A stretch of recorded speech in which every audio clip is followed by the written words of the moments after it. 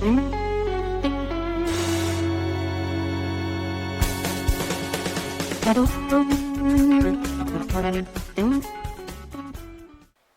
everybody, it's Braden just coming at you to let you know that the audio in this one sounds a little weird on my end. It's a little fuzzy, so sorry about that. Not sure if it's because we recorded it live or what.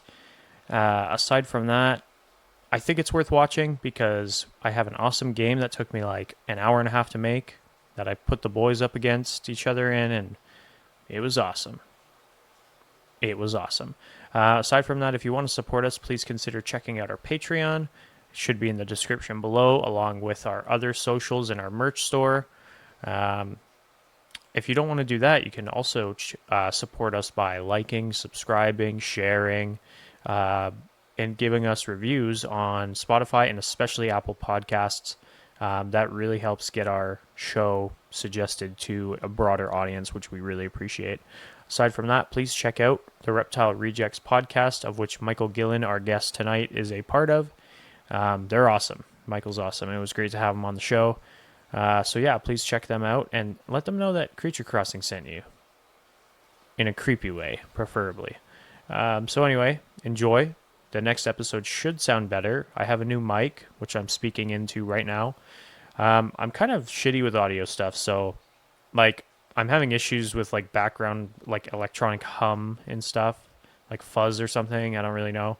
I don't know if it's because I'm using a USB cable instead of like a XLR or whatever the hell they're called. So I don't know. I need to do some more investigating, but I can hardly get my phone to work. So all this is super new to me. Anyway, you guys don't care. Enjoy the episode. Let us know what you think. Thank you very much for watching. Hey guys. Hey everybody in the chat. Hey everybody joining right now. We already got 3 people. Woo-hoo. Let's go. Reptile Rejects is here. Reptile Rejects is here. We are here on our first live episode of the Creature Crossing podcast, joined by Michael Gillon from the Reptile Rejects podcast. Hey, Can you guys hear me? Oh, yeah. Okay. Yes, sir. Okay, good. Sounds good.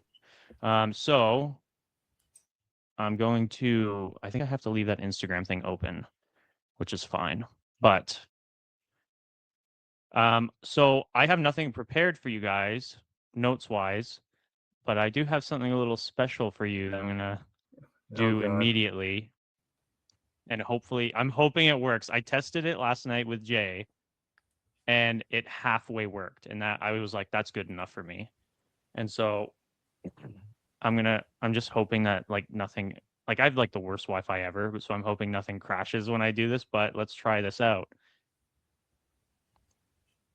Whoa, do you guys see that? Uh-oh. Oh, There shit, we it's go. playing. Wait. Okay, wait. I have to figure out how to make it not play. Like, on its own. Ooh, that was scary. Okay, I'm going to try again. I might have to do it a different way. Nope, I got it. Okay. Don't look at that. Okay. All right. So I have the Creature Crossing game show for you guys. I got rid of the Instagram one. Oh, that's funny. Jay says, I hope nobody passes any gas since this is live. Maybe that means something. How do I sound, guys? Can you guys still hear me? Because I had a major fuck up. Yeah, you sound good. Yeah, that sounds good. Okay. Actually, I think that sounds a bit better. I think so too. I think it was because I was streaming separately on Instagram, so that one's going to go away. I'm no longer doing Instagram. They can go fuck themselves. But before we start here, I'm going to get my refreshments ready. I have some Dr. Pepper here, some zero sugar Dr. Pepper. Shout out to Dr. Okay. Pepper. Shout out to DP. I fucking love DP. Was that diet Diet Dr. Pepper? Yeah, it is. You know, when There I you go go, to a you get restaurant, sweet. sometimes I'll get like 2 Dr. Peppers. So like I'll just get like, I'll go as far as to say like, hey waiter, like get your buddy over there. Like both of you guys DP me now. And most of the time they're cool with it. But sometimes you gotta pay them a little extra. Or as Dr. J says, you need some sweet lady DDP. I don't even want to know what that means. That sounds disgusting. You're Diet Gucci. Dr. Pepper. Who is that? Who is that guy? We were like talking to him the other day in your podcast, and we were like, I don't know who this fucking guy is. Okay, whatever. Welcome, Eric. All right, so this is Jay says turn your camera on, you creep. I don't know. My camera is your on. camera's on. Freaking God, don't even listen to her. Ignore her. Oh, Snakes and Drums. Okay, I do know who that is. So I have the Creature Crossing game show for you guys here. And like I said, I hope it works. So are you guys ready to compete or what? Yeah. Oh, let's yeah. go. So I am putting you, Brennick, against Michael for this. Okay. And this shouldn't take too long, so I wouldn't worry too much. But this is the Reptile Rejects versus Creature Crossing, and whoever wins, there's no way to keep score that I came up with, gets to keep Dom or something. I don't know. So do you guys have any questions about the game? Probably Yeah, how what is works. it? So you guys are going to be introduced to a few questions, a few guesstimate answers that you got to figure out. You'll have some multiple choice stuff, and you'll have to actually use your ears, your listening ears, to figure out some different noises in a couple of them. And maybe it'll work, maybe it won't. We'll see. Because, like I said, I've been having this weird audio thing where I can't hear anything except for you guys. So, like, I got Jay to listen to this, and she was like, I hear it fine. And I'm like, I don't. So, I can hear parts of it. Are you guys ready? Yep. Yeah. Okay. The first game is here. What animal made this bite? So you guys have to take a look, and then you guys are each going to give me. Oh, actually, I think this one's multiple choice. I don't remember. So give me a guess anyway. That's not multiple choice, in case it's not multiple choice. Whenever you guys are ready. Let's start with Brennick. What do you think? I'm going to say berm. Okay, so I should have mentioned it doesn't have to be a reptile, but it could be a reptile. So take another look. And if you want to change your answer, because I left that part out, you can, but you don't have to. Anaconda. Okay. Are you sticking with yours, Brennick? Yeah. Okay, so we got anaconda and berm. Let's see what we got. Maybe there's multiple choice. I can't remember. Okay, so you have multiple choice. You have these three options that I forgot I put in here. Was it a moray eel, a horse, or a piggy? I'm going to say B. I'm going to say B. Okay. C, piggy. Final answer. Okay. All right. Are you guys ready to find it? Oh, I just realized that most of the people listen to this via audio. I'm so fucking sorry, guys. I'm so sorry, you guys. You just have to watch the YouTube version, I guess. All right, let's see. It is a horse. Oh. It's a horse bite. Michael got it right. Hold on, guys. Just give me a sec here. How do I get to those people clapping again? Okay, whatever. Yay! All right. It's a horse. I'll give you a half point for saying piggy because this horse is super fat. So that's fine. All right, guys. Here, good job. Good job, Michael. Brennick, dude, can you get on your fucking game, dude? You're making me look like an idiot here. You're representing us. All right, what animal made this bite? Looks a little less severe, maybe. So, you guys ready for the multiple choice? Yeah. Yes. Okay, here we go. So far, this is going off without a hitch. Was it A, a savanna monitor, B, a pigeon peck, or C, a crackhead? C, crackhead. Final answer. B. Okay, let's see here. I don't know what kind of pigeons you guys have in Alberta. C, a crackhead. Oh, God. Come on, man.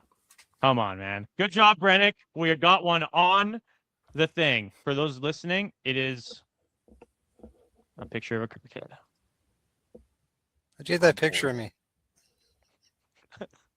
All right. What animal made this bite, guys? Or Rob Ford. So, Take a couple seconds to look at it. Oh, Jay, this is going off great. This is going off fantastic. Yes, Mom, it is Rob 4. My goodness. All right, here comes your multiple choice. Look at it closely. There may be a hint in the photo. Was it A, A. a shark? A. Michael, come on, dude. Be professional here. Let me finish the answers. B, a crocodile, or C, that fat horse from the first question. All right, Michael, now you can go.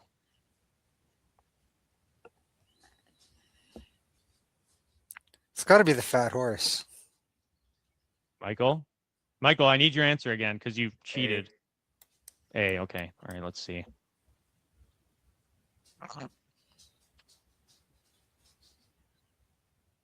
Shark.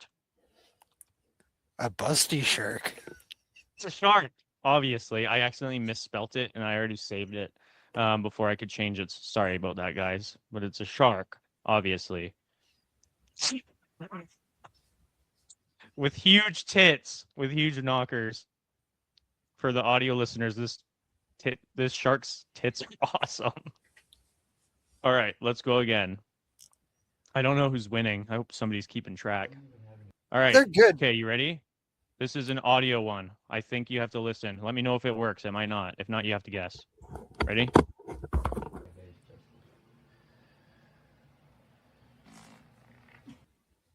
Did you hear it? Yeah. Yes. All right. Do you remember the guesses, the answers? The multiple choice ones? I remember snake. All right. Well, is that what you're Maybe. going with then? I'm gonna say it's a trick question and say it was you. That was the joke, but I forgot to do that. So here we go. Let's see what it is. Sorry.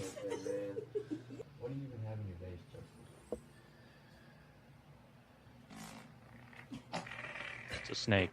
And just a reminder, I can't fucking hear these, so I have no idea if they're even playing or not. I have to rely on you guys to do it. Did you two hear it? Yeah. Okay. All right. I don't care about the audience as long as you two heard it. And when I save these, they tend to I can hear them, so whatever. All right, let's get to the second one. Sorry. Was that him? Did you guys hear it? It sounded like a motor running. There is a motor running in that video, and there's also a little bitty fart. I heard a Would you lady. like me I to go didn't hear back? a fart. Okay, if you heard the lady, you've gone too far. Let's listen to Sorry. it again. Was that All right, that's all you're getting. Bear. A. Brennick? Bird. All right. him?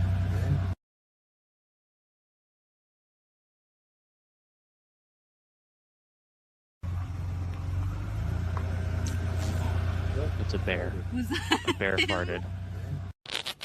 All right. Are you guys ready? Yes. Okay, here we go. This is the third and the final fart. Listen up. I really hope you can hear it.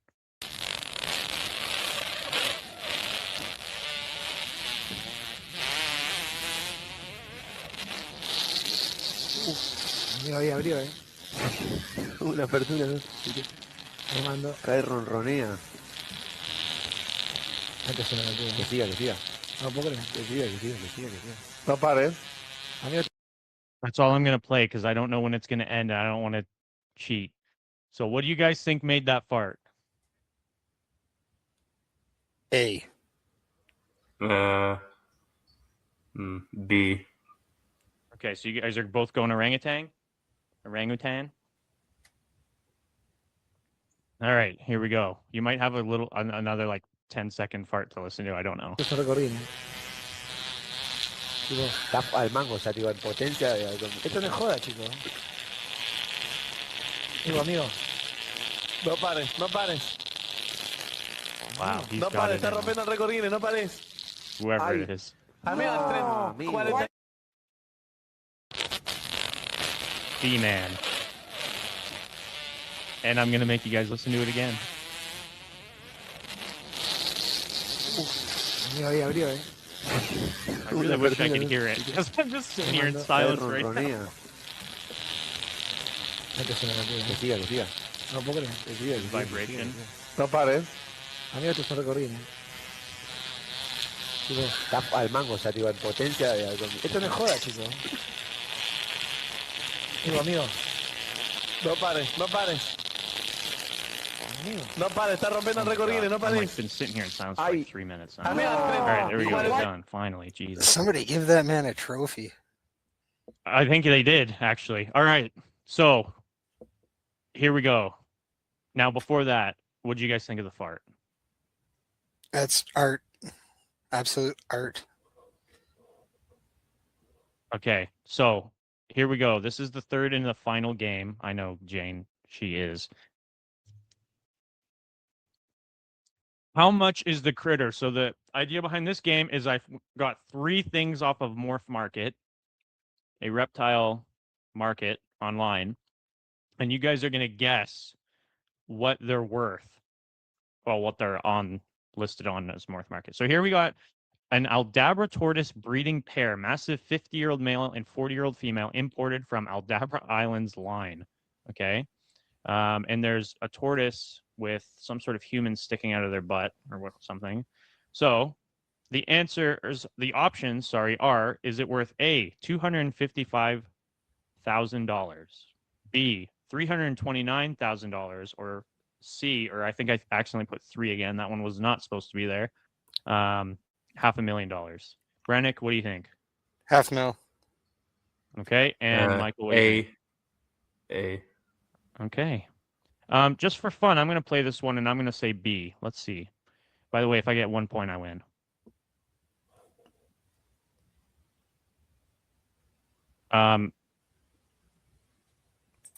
It was B. I don't know where the other picture is. We're at $329,000. Okay. Shit. Pause. Fuck. Okay. There is a scarlet millipede with a Latin name under it. Okay. It's a red. It looks like a donut. It's red for the audio listeners. I wouldn't even pay $500. Yeah, that's true. You know, this person just happy playing said B is oddly specific. I tried to make all 3 of them oddly specific, except the $500,000 one, which I thought would throw you guys off. Maybe it threw Michael off because I think he said $500,000, but no. Brennick, you said $500,000, right? Okay. So, this is a scarlet millipede. Is it worth A? Did I put 3 again instead of C? Holy shit, man. I need to go back to school or something. Only one of those was on purpose. A, $125. B, $25. Or 3, $5. A. 125. You think 125, Brennick? What do you think? I would say the same, but I'm going to go B. You're going to go B to be different? Okay. Yes, sir. Fine by me. Let's see what we got here for this guy. Why is there like 10 seconds of fucking nothing after these? God, I suck. I should have watched this first. $5. It's a $5 bug, guys. Come on now. $125, Michael. Really? Hey, so somebody would try that 100%. 100%. Well, I know who I'm. Somebody Next would time I try it. get the American ones, I'm gonna try and sell them to you for like $75. See if you'll buy it. Well, now you can't offer them to Jay. I know, that's true. All right. I think that's okay. Here we go. From Dark Horse Herpetoculture, broad-banded water snakes. Hell yeah, we got. B. They are, Michael, dude. Are they worth either A, $200, B, $180, or there's no way I put 3. Oh, okay. You know what it is? I copied and pasted from each things. So that's why I never changed it. Or C, $120. All right. Michael, what did you say again? I forget. Said B. I said said B? it. Yeah, You I said said A? B. If you want I'm to gonna change go it. Okay. So A and what J, I think pretty sure Mike said all 3 of them or something. Jay I had said made a B. good point. Michael checking his window for stalkers. So who's out there, Michael? Who are you waiting for? No, it's just some deer bounding through my yard. Oh, why don't you go get your gun and shoot its head off or something? Well, there's houses all around me, so that might be a Oh, bad okay, idea. all right, that's true. All right, so let's see what it's worth. The answer. This guy's fucking rushing me. It's like, shut up, dude. I'm playing. I want to know who wins. All right, let's see who it is. The answer is it's B. And for this one, I re-added the shark and this little frog down here because he looks really excited. I may know this Morph Market ad. Yeah, whatever. You always gotta check out what Chris has. Yeah, I didn't mean for that, but sorry, Brennick. Yeah. I'll give you a. Well, if anybody Oh. wants some of these, Tyrone at Canadian Mouseman is the guy to talk to, as he has Dude, other water snakes. this ain't from, Reptile Rejects. What the hell's going on? Hey, he's not a sponsor, so I can. No, no, seriously, get some of Chris Montros's water snakes. They're fucking awesome.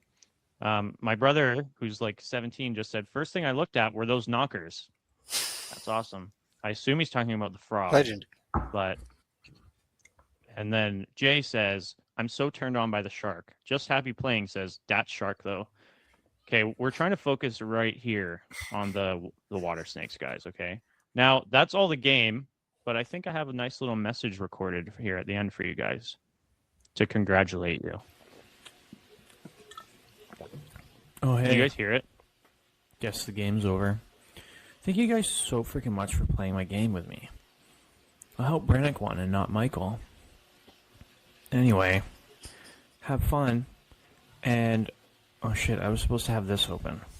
If you want, come check out our Patreon. Okay? I have a video up there now. It is nothing. But we'll put more stuff up there. Thanks again, guys. Stop recording. There we go.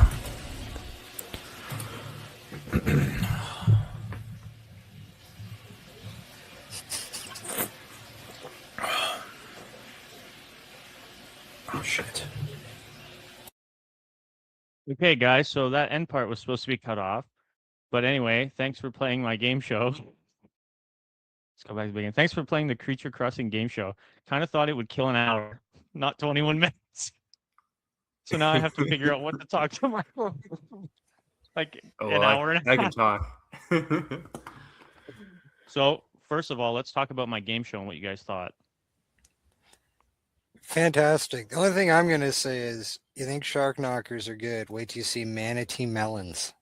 Oh, That's there what you you go. go, yeah. There's the next one. Somehow I feel like manatee melons has been mentioned on this podcast before. I don't think that's the first time. You've said manatee melons to me before. I am shocked that you would mention our private conversations. Quentin Tarantino ass wallpaper. That's true. All right, now I remove the game show. Be gone. All right, that's my game show done, guys. How sweet was that? That's so sick. That was fun. You got to do it like the. Have you seen the Reptile Fight Club? What is it? They do some sort of. What is it? They use. Oh, that game we all used in high school when the teachers like did their quiz game thingy. On the penis inspection day. Oh, yeah, that's a good one too. Favorite day at school. On the projector. What? Well, what is it? Like everybody had to like log in on their phones, and then they do like the. Oh, dude, Kahoot. Yeah, they did a Kahoot because Dr. J is like a university professor, so they did that so like everybody could kind of like you could get like 10, 12 like guests that are watching it live to like all hop on and actually participate in it. Like cool. And like they would play like, oh, did Chuck say this? This was. I think this started back when Chuck was still doing it before Bobby Pebbles kind of took over. So like it was like, oh, back in this show he said this kind of, and then some other like stuff that like they would say like Sweet Lady DDP and stuff like that.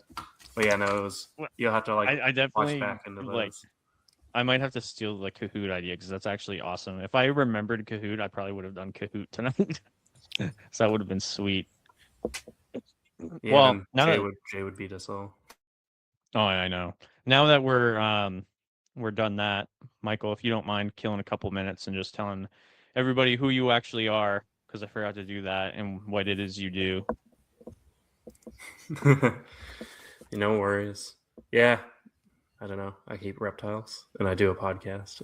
Yeah, tell us more about the podcast first, and then we'll talk about the reptiles.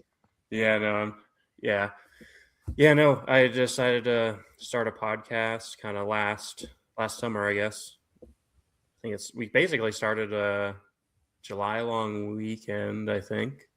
And then I was originally, I think I asked Jay first, and then but then I kind of knew she wasn't really down for it. So then I had to pivot, and then I know Dom, my co-host now, he like I had actually already kind of been talking to him maybe a little bit about it, or just kind of talking to him in general a little more recently over those like 6 months prior kind of thing. And then yeah, because he's been on podcasts, he's been on MBR a few times and some other ones, so I know he's pretty good at being on camera and doing the whole podcast thing. And then I know he's like 20 years older than me, right? And then he's on the other side of the country, so we get that perspective.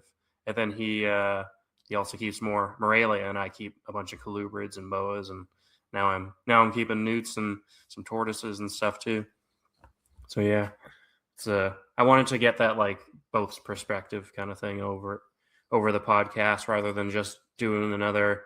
Although definitely love NPR. Eric and Owen do a fantastic job with that show, but I do enjoy those other shows like Philip Leitz when he does his shows, right? He's a Euromastics guy, but then he gets all into philosophy and stuff like that, and they bring on other like kind of old time herpers. Like his Ron St. Pierre shows are just always good, right? You can always listen to a Ron St. Pierre show just like your guys's, and it's good every time, right? Yeah, he was awesome. Yeah, Total stud. Yeah, and then it was like, yeah, like I honestly want to start getting into more other stuff too, like because there's not really like Anthony does the podcast, but right now it's only on YouTube, so I wouldn't mind kind of getting another Colonian podcast kind of going out there.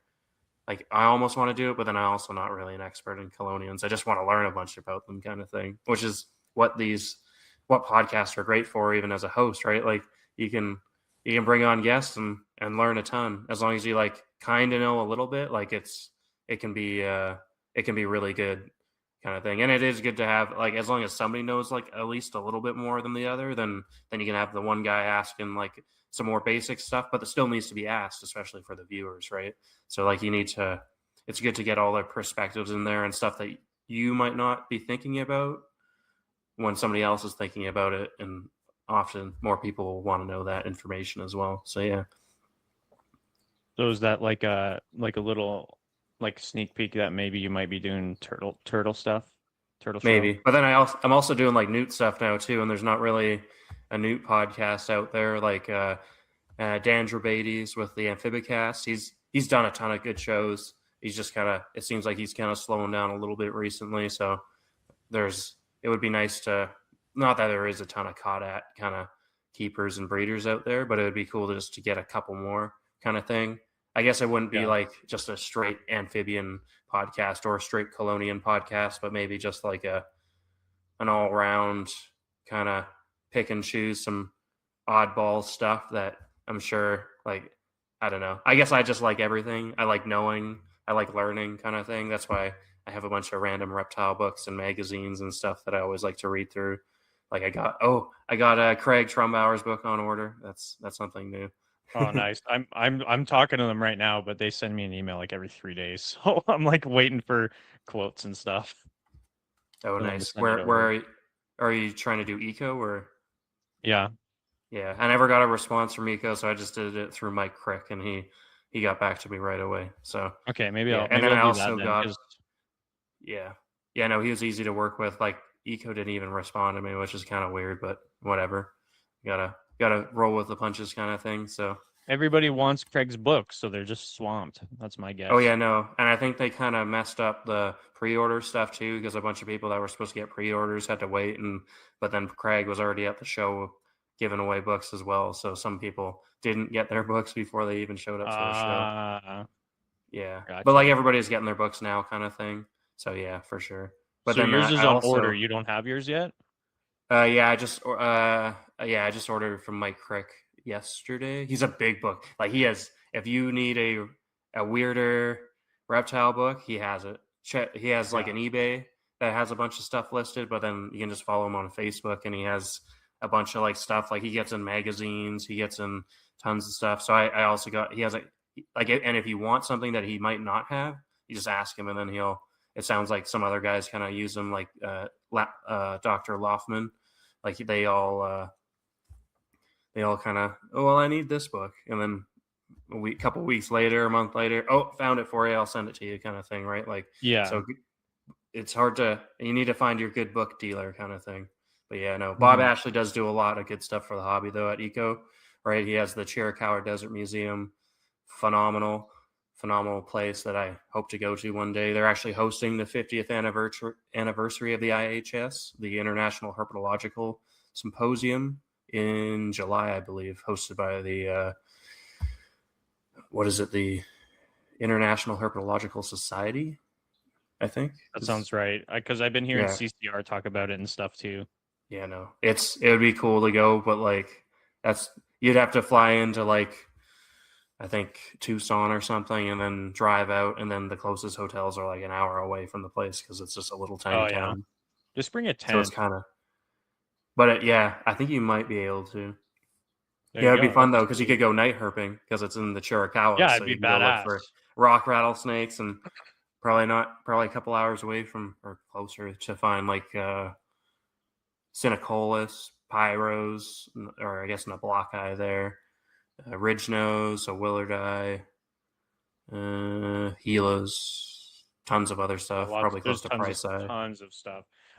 If I take like anywhere that has like different garter snakes out of the equation, Arizona is always at the top of my like list. I would love to go to Arizona. Oh yeah, West Texas would be mine, just because I love, like, I keep subocularis, so like they're my pinnacle of West Texas. Although like Alterna are cool, and I love Baird's too. But like going to West Texas would just be awesome, kind of thing. Making that pilgrimage out there, as you could say. Yeah. Going to the Davis Mountains, and then checking out Big Bend National Park, and hitting those like Highway 277, River Road, Wild Rose Pass, the locality. But that Wild Rose Pass leads up to Boy Scout Road, which is a well-known kind of locality for stuff, because you can drive up that kind of mountain road, and then there's a Boy Scout camp at the end of it where you turn around and then go back, kind of thing. But yeah, no, going out and walking the cuts would be awesome, because it's illegal to road cruise in Texas, but you can get your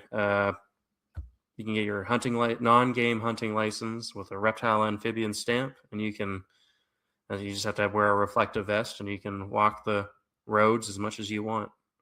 Oh, that's cool. I didn't know that. I don't know how any of that shit works. Yeah. So to hear that's actually pretty cool. That'd be fun to get. I wish we had stuff like kind of similar to that, where it's like when you hear like you get like a reptile or amphibian stamp, like that's cool. I want a reptile stamp. Yeah, on my because they're kind of weird though. So if you live in Texas and you breed reptiles, you need to get another permit from Fish and Wildlife, like a commercial dealer's permit, basically, or something, if you're a breeder. So then that puts you on a different list. I think it's the white list, where and that tells you which species you can collect and how many, kind of thing. And then it also restricts you, because there's like a blacklist of stuff that if you don't have that permit, you could collect, but then you can't sell it. So like Texas Indigos just got delisted, but they're still on that list, where if you breed snakes, you can't collect it technically. But if you don't breed snakes, you could technically, I think, take home 4 or 5 or something. But then I don't think you can sell them. So I don't know if you're really, like, you could maybe breed them, but then that would put you over the limit. So I'm not sure. I wonder if it's like a gifting thing, because I know there's a lot of stuff over there where so that's into the ESA corruption or whatever, and they were like talking a lot about can't remember who they had on, but they were talking a lot about like they'd have people gift them different snakes from around there. Yeah, so that would be the Endangered Species Act. So the U.S. government kind of put a bunch of species on that, like tigers and lions are all on that, where that's how Joe Exotic got in trouble, kind of thing.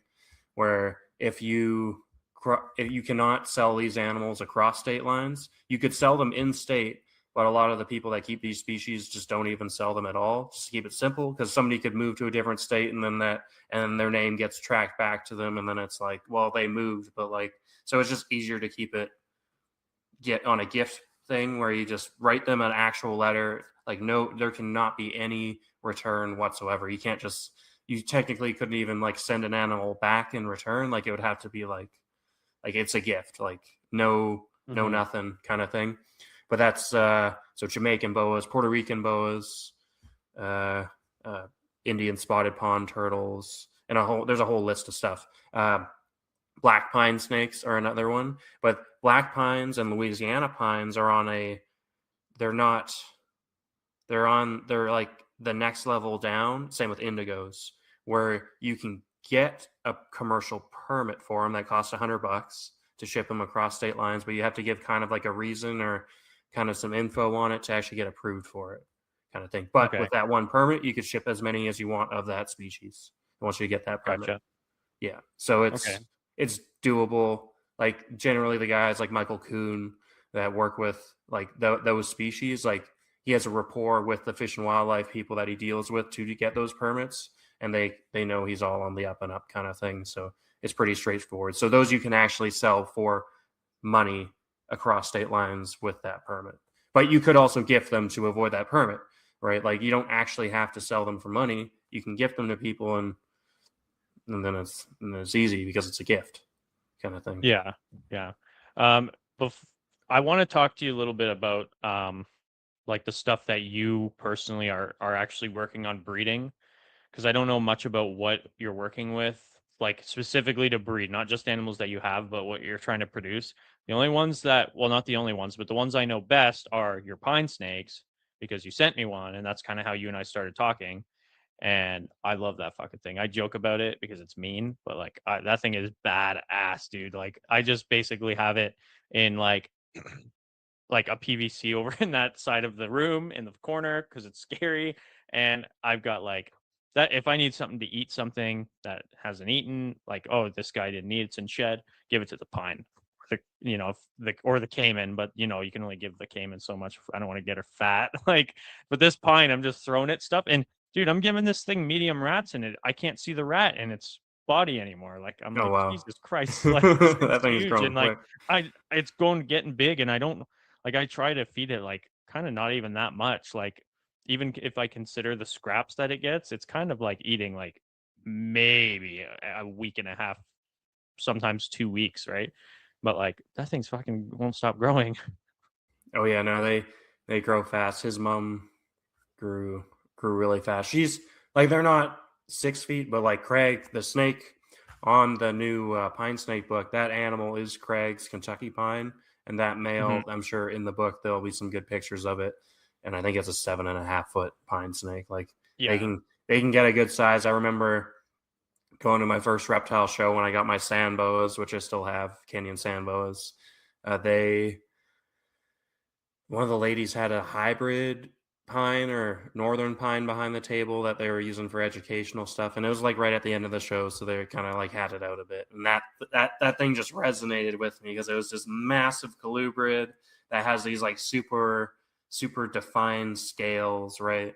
And then that picture just always stuck with me over time, and I somehow remembered it kind of. And then when I finally got back into keeping, and I was like, oh well, maybe I want to do boas and stuff, and then I quickly kind of geared into what I really wanted to keep, which is pine snakes. So now I work with Kentucky pine. So I got, right now I have 1.1 adults. So the male was produced here in actually Calgary, but it was imported up from somebody down in the US. And the male was produced by Rob Nimmo in the US. I know, the female. And I imported her from Daytona. She was a 2021. and then raise them up. And then I have a couple holdbacks now. I actually was able to send some down to the U.S. to a couple guys, and then I also work with Wild Rose Pass Trans-Pecos rat snakes, the subox. So I got 1.2 of those, and I'm raising up another 1.1 from last year's clutch. So those are neat. I just love subox. They're just normal locality subox. So the Davis stuff, which is where Wild Rose Pass kind of is a little more reddish. So they have that like nice, like their H's are kind of almost like maroon on the back half, and then it goes into the black as it goes, and then you got red and white flecking kind of going around the H's, and then they almost have a reddish hue to them as well. So they're just, I don't know, they're just phenomenal. They get 3.5, 4 feet. They can get some bigger male subox too, but they're just great because they walk in the room and they come over and see what you're doing. I keep them in 4x2x1s kind of thing, just because, well, they seem to do better in some cages with some good ventilation kind of thing. So I added a bunch of ventilation to those PVC cages because that was one thing reading the Dusty Rhodes Trans-Pecos book that it seems to be a key. Like Craig and Rob and a bunch of other guys down in Florida seem to be pretty successful with them and rosy boas, species that are known for hating high humidity kind of thing. But I have a feeling it's more due to kind of the way they're kept and not necessarily the environment they're kept in, like in terms of lack of ventilation or being a little too stuffy kind of thing. Like I think a lot of animals can put up with poor husbandry when really if we just like kind of stepped up the ventilation a bit and got, like in the summer I use fans, but I'm maybe not using it now, but I still try to like the bins I use, like they're like, no matter what species I use now, whenever I get new bins, I put like 3-4 rows of ventilation on each side kind of thing. Like maybe not, depending on how big the bin is, maybe not the whole way, but like portions. So the snake could always like move over and actually like breathe some fresh air kind of thing is the least I could kind of do kind of thing to help out with that and avoid that issue. Whether it's going to be an issue or not sure, but so far so good with that on them. And then I breed Kenyan sandboas because I've had a pair that are like 15 now since they were my first snakes. Still have them. They're doing great. They bred like 6 times now. Like, and you could breed them every year, but I honestly bred her like twice, and then I don't know, she went 2 or 3 years in a row, and then I gave her 2 years off, and then she's gone the last 2 years. So this year I'm going to give her the year off, but she would probably go every year, but it's like, I can wait. Like, hopefully she lives 30, 40 years. So I'm fine. I'm kind of good spreading it out kind of thing. Actually, I got a couple, like an albino head anery and a anery stripe, just to like, kind of like, it would be cool to get pure Rafuskin pair because you never see that. Everybody just mixes them in with the Kenyans, which is like, it'd be nice to see a bit more pure stuff, but they're kind of like one of those, like, not full on leopard gecko where they're like literally a hybrid of everything, but it's like almost one of those, like, it's a nice pet snake that's a good beginner, because it was a good beginner for me kind of thing, that I don't mind breeding stuff like that too. This year I'll breed black milks for the first time. The female, I think, just had her pre-lay, but it might have also just been like a post-ovulation or something. So I'll just have to keep an eye on her, but that'll be cool. Get some big, robust milk snakes that like to stay at room temperature. Yeah. And then, what else? Yeah, I got Angolans growing up. I'm going to be getting some gelatin jungles and maybe some other stuff in the future, because I'm trading Dom some ring pythons for some other stuff. So he's going to send me the gelatins and some other stuff him and Shan are breeding later on in the year. And then what else? Oh, I did get a pair of did get a few Pac-Man frogs, but those haven't bred for me yet, but they need a whole year to kind of settle them. And I was like, once when I saw your picture, I was excited because I fucking love that genus. I think they're the coolest frogs ever. And I would like, if I was to breed any amphibian, it would probably be Ceratophorus. I think they're so badass. Like, I have one named King Beef, and she's like, I don't know, I've had her like almost 10 years now. She's like so fucking awesome. Like those things are wicked. I just think they're so cool. Yeah, no, they're awesome. I think I might have missed the window because when I first had them and tried to pair them, they were calling, and now that I like that they didn't breed at that point, I was like, okay, so I fed the females, gave them 2 weeks, tried to breed again, and then now the male's not even calling. So Yeah. might be worth might need to And give I them a few assume months for next year. you're not wanting to go the hormone route. No, I think I'm pretty sure they were able to breed them without hormones. So I was like, the male was kind of calling. So I think it's just actually like making it work with my Finding room it. kind of thing now. Are you So doing I'm not a too rain worried. chamber when you're trying to breed them? Yeah. So I had set up like a 10-gallon with an egg crate, but then when I first did it, I only had it like with like a little bit of water kind of thing. And then I talked to the guy that's done it before that I got him from. He's like, oh, actually, you want to kind of create like a bit of a offset so that the females can get deep while still being kind of mounted by the males kind of thing, but then still having their head out of the water. So like you need to like have it kind of deeper and then Like shallower. a bank. Yeah, that makes sense. Exactly. So I'm trying that now, but they're not calling. So you can't win them all kind of thing. So they're older frogs too. Like they're 8-9 years old. So I can always try next year. So If you and produce those, I want one. oh yeah, no, there'll probably be many if they do go. So. Yeah, you'll probably be begging. Please, fuck, Yeah. for the love of God. Are you gonna Take do the 10. classic like put like them all like together and then just give it a few months? Like I hear a don't think lot of so. people do that. I think I'll try to get a couple boxes of deli cups and separate them. Oh my God, as much as I dude. Like, can. what the fuck?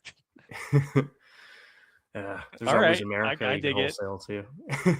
Yeah, that's true.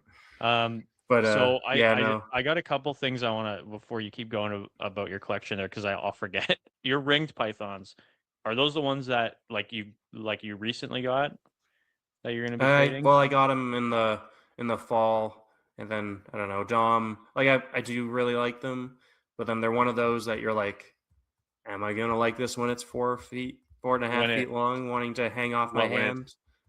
Yeah, and when it and loses its then color, the do you female not care tries about to eat that? the male. So they're one of those that like I don't hate keeping, but then if somebody's a little more passionate about keeping them and kind of willing to do some trades for some stuff I'm interested in, it's like okay. Like I know they're going into good hands if they go to Dom, and he seems pretty excited about them. So I'm not too worried about going there. I could always, if he breeds them, I could always get some more back from him, kind of thing. So I'm not too worried. There's a few people breeding them in Canada, so it's not like they're on the brink of being out of the hobby. Unlike the other boas I didn't mention, I got some Bahamian boas, the strigillatus from. I got a pair from Nassau, and then I got a different line that's known as a grandpa line that I just have 2 males from. So I'll need to import some from Germany because I believe the godfather, I guess the real guy that started the West Indian stuff, or I'm not even sure if he did, but he's actually from Nova Scotia or out east, Thomas Huff with a reptile. Okay, yeah. Yeah, so he was like one of the founders of really establishing West Indian boas in herpetoculture, and he created the word herpetoculture back in the 1970s, where he was breeding Cuban boas, Puerto Ricans, Jamaicans, Exul, Chrysogaster, several species of Bahamans. Believe he was breeding those wood the ones that bleed out of their eyes too. I know their scientific name is just off the tip of my tongue now. But yeah, no, some of those other weird, funky snakes from the Caribbean, as well as I think he was a founder of like the Sambo line stuff too. Yeah, the tropes. Yeah, that's exactly the Tropodophis. And he was a founder of a lot of that stuff. And actually, if you look up certain species on what is it, Google Scholar, he has a bunch of papers that he wrote or observations of breeding Cubans and Puerto Ricans and Jamaicans on there. If you ever look it up, there's a bunch of, and he's referenced in a bunch of the books from the West Indian. Yeah, because I got both the West Indian boa books, and he's referenced a little bit in it, I believe. But yeah, no, I love my Bahamans. They're like that one snake that I keep just for the love of them kind of thing. I know they're some people might say they're a great snake, but they just look phenomenal, honestly. Like, and mine are kind of dullish for some of the ones that if you've ever looked at Jeff Murray's site, that's the guy that's really pioneering West Indian stuff right now. He's he's doing a great job. He bred the 3 adults I have were produced by him and imported probably 8 years ago.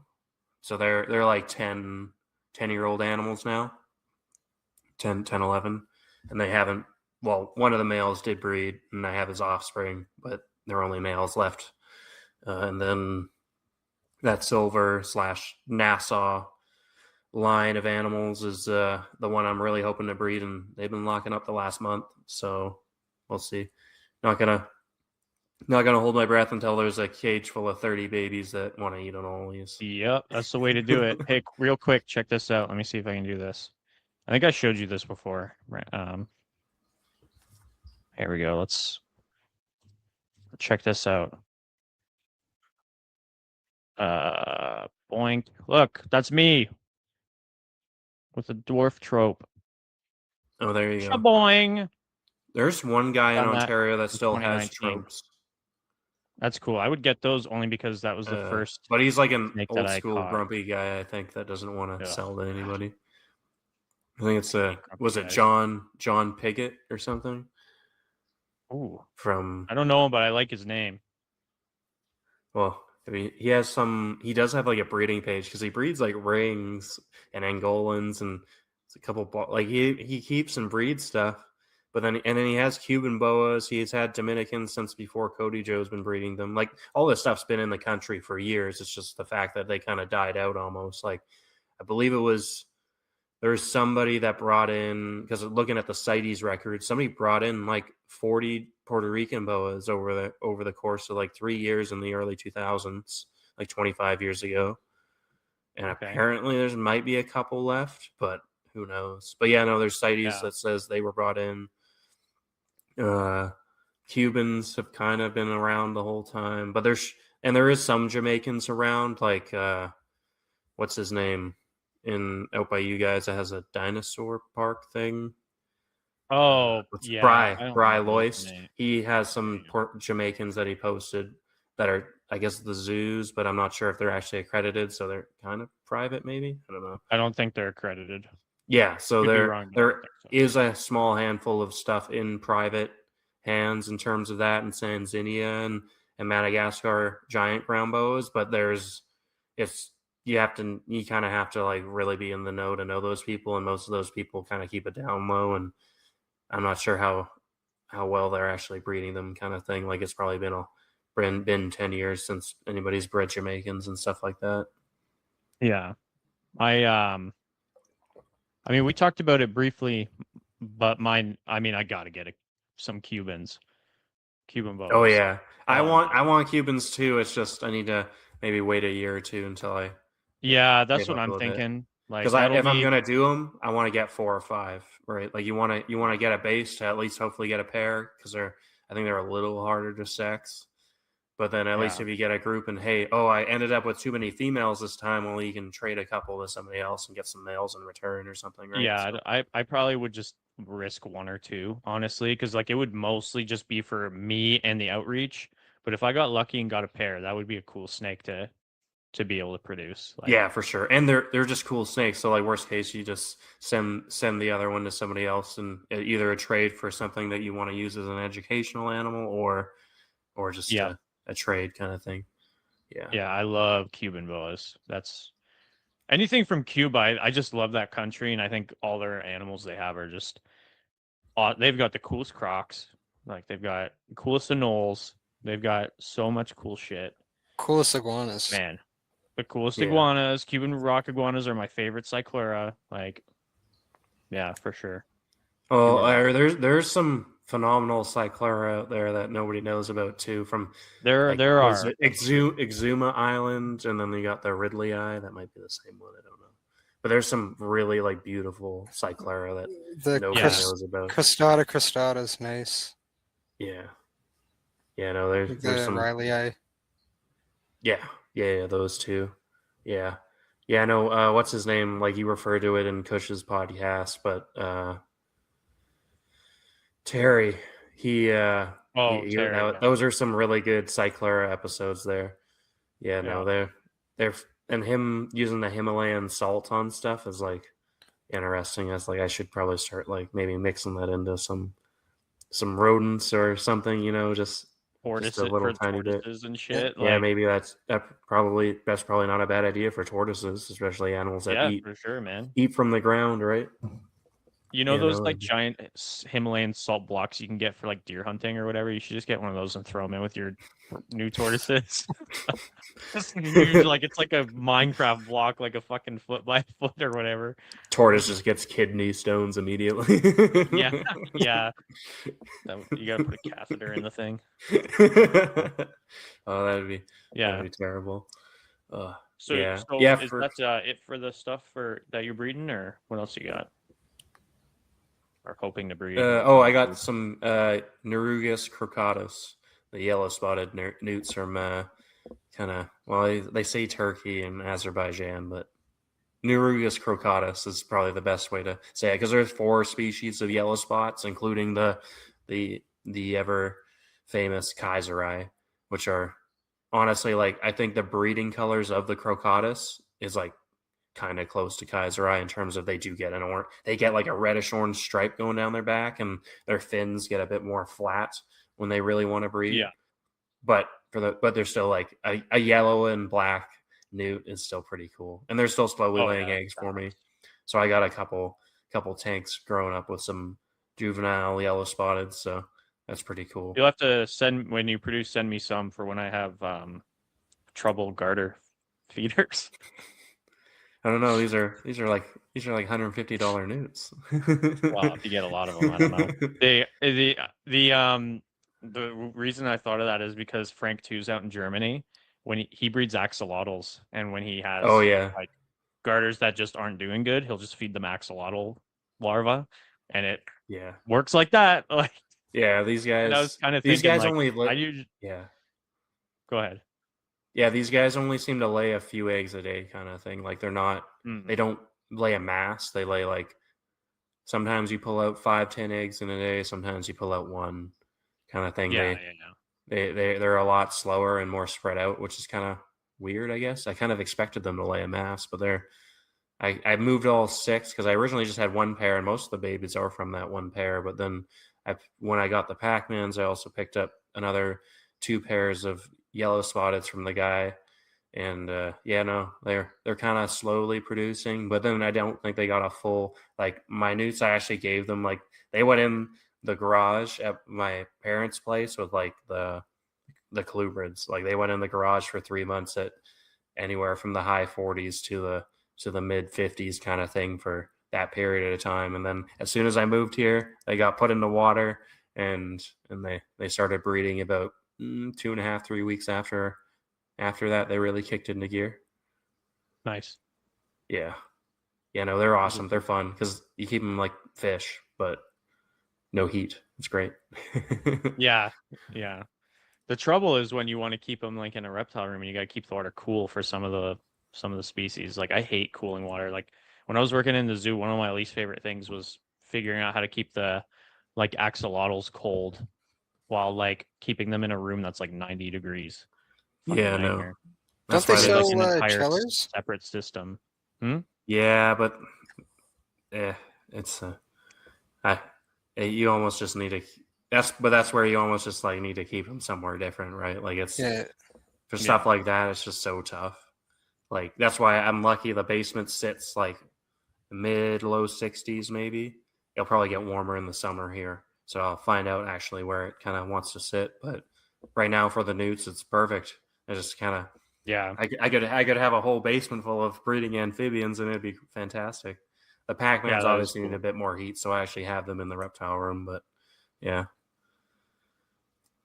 The down here the basement, like we were unsure about it, so I like started to insulate the walls, thinking that I would have to like really get in the winter, like get down for because everything is down here. But it turns out it gets like 90 down here sometimes. So I've like had to start ripping insulation off the walls. Be like, holy shit, we gotta cool this place down. And just like, but it works out for like where I am now, the garter room, I keep it between 72 and 75. And then there's a little wall right there. You can see half of it in my background there. Well, not half of it, but a little bit of it. And then over there is like closer to 80. So I have 2 different climates down here. Realistically, I could keep the garters on the 80 side too, but I prefer to keep them cooler with overhead. I find they do a lot better that way. Actually, which brings me into one thing that you brought up, ventilation, earlier, and I wanted to bring that up again because I think that ventilation is something that people are starting to talk about more, but ventilation is like right now what I'm experimenting with the most, and it's one of my, I think it's huge, like especially when keeping, like you said, like not everything does well in tubs. Like the Natracines don't do well in tubs. And but I keep all of my Natracines from when they're born till I don't know, a year old in or not even, sometimes 6 months. Like I'll start putting them in exoterras at 6 months. But like a lot of mine, like I have tubs, and what I do is I just drill 3-inch holes into them and I put like vents in them. Like I'll just vent the shit out of them. So it's more, it might as well be like a glass terrarium because there's so much ventilation. But I do those ones with belly heat until they get 6 months. I try to get them off belly heat as soon as I can because I hate belly heat for Matracines. And then once I'm working on those, you remember those HDX things for the totes? So I'm building one now because they're like, the metal rack is like $150, $200, and you can build it for like $100 of lumber, if that. Like it's like 4 2x4s and like a couple like longer ones. But anyway, so I'm building one of those, and those are going to have those clear HDX that are 27 gallons, and those are going to have overhead heat in them because I've experimented with those bins and doing heat inside of them before, and they hold it just fine as long as you don't, like, I wouldn't keep a fucking like helidermit or something in it, but like you can keep something that needs like an 85 90 degree hotspot in them, no problem. Those, I'm going to try those little the nano ceramic heat emitters. I've never tried them, and I think those are going to be perfect. You need to, what I've figured out is because I'm gonna get some blue tongue skinks here in the next few months. Halogen bulbs from Canadian Tire. Okay. They get way hotter than Reptile bulbs. Like you can get a 45, 50 watt, and it's as good as like 100, 150 watt bulb. Like you can get the hot spot up to like 120, like really quick. There's like these bulbs that Dollarama sells, and they're like just little fucking light bulbs that like for everyday use, and I used those for like almost 15 years. Like they were awesome. You get them in 60 watts and 100 watts, and I was able to get almost my entire range for the species I kept back then with those bulbs. Like all the garters were kept on those for the longest time. I've still got some here. The Diamondbacks have one right now, but yeah, they're sweet. Yeah, I think I'm gonna maybe use 2 of those smaller ones with the tortoises and kind of set up to like 45 watts beside each other because they're so warm, and then that just kind of spreads it out a little more, and then do a couple UVB kind of bars across for the tortoise table that I built. That'll be fun to set up next week because I should get some. I build it out of OSB and then some 2x4s, and then I'll line it with PVC, and then that should be pretty solid, I think. Yeah, I think so. Are you doing the PVC for strength or waterproofing or both? More waterproofing kind of thing, but it will. But then when you think of it, it's going to be an inch thick then. So yeah, it'll be pretty strong. Because I've been using OSB. I've got one upstairs right now that's just about finished. I probably showed it to you before. I just took a back seat for a little bit, but I built like just a 36 by 18 by 18 out of OSB, front sliding glass, and then I used like fucking some polyurethane or something on the inside. And I know. I'm just gassing it out right now. Do you have Craig's second book? No. You should get it. There's a whole chapter on building homemade cages in it. Okay, I need that And because I'm thinking like, polyurethane is what he uses for. yeah, I need actually, cheap and looks nice. yeah, because the poly, like it would look obviously better. Like if I'm gonna build like a really like nice display cage, like I'm probably gonna actually get some nice sheets of plywood kind of thing and really do it up nice. But yeah, the polyurethane on the plywood, like I think Craig just does the polyurethane, but you could stain it too. Like you could give it a nice dark stain. Oh, I Or did. you Like the probably want to go outside a is touch black lighter. Oh yeah. and the inside is white, and then I hand painted a background, and then Oh, it's nice. not nice. That's kind of cool. But it just looks whatever, and then it's got a black band for the substrate line at the bottom, and then I just did the 3 coats, but it's white with the background is painted. Yeah, Yeah, no, how I that's did perfect. that. I think that's what Mhm. Craig does. He does the polyurethane, and then actually he does he even shows how he like out of tin makes like a makes like the reptile style light fixture on top with like some tin kind of thing, and then the ventilation holes on the side. You get the hardware cloth, and then you spray it with like some type of well, I guess you could use the polyurethane again on it or something, but he sprays it with some like coating kind of thing too. Like he says exactly how to do it, and it's a really cool because I love the look of like a nice PVC stack, but then I also love just like I love doing projects myself too, and seeing that aesthetic of Craig's herp room, if you've ever seen it, it's just like nicely handcrafted wood cages that all kind of look similar-ish, and like he makes like the little one that he shows in how to make it. It's only like a 2.5 feet by like 16 by like 18 or something, but it's meant for like little rock rattlesnakes and stuff that he used to keep, where like you can pick the whole thing up, take like it's going to be a little heavy, pick it up and put it on your work table, and then you maintenance it there, kind of thing. Yeah. Yeah, no, it's I also cool. like that you can if you're careful with the OSB, you can make an enclosure for pretty fucking cheap. Like, especially if you have like aquariums that you're not using for glass and stuff, it's like you're literally spending like if you don't include the polyurethane, maybe you have some, or if you include it, whatever, it's still under $100. Like if you build a 30, like my 36 by 18 by 18, I'm under $100 to build the whole thing. So it's like, you just got to be careful with the OSB because of how uneven and whatever it is when you're waterproofing it. But I'm also not putting water directly in that fucking thing. And if it lasts me 5 or 10 years and then it starts to have some issues, I'll just build a new one. Like, you know what I mean? But I put 3 coats in it, and I think it's going to be good, especially with the paint, because like I said, I painted the inside. I think that's going to help keep the polyurethane soaked in. I don't know. Like, it gives it another layer to adhere on, right? That's not just relying on the wood, but I sanded it all first. So. Oh, nice. Yeah, no, that should work out just fine.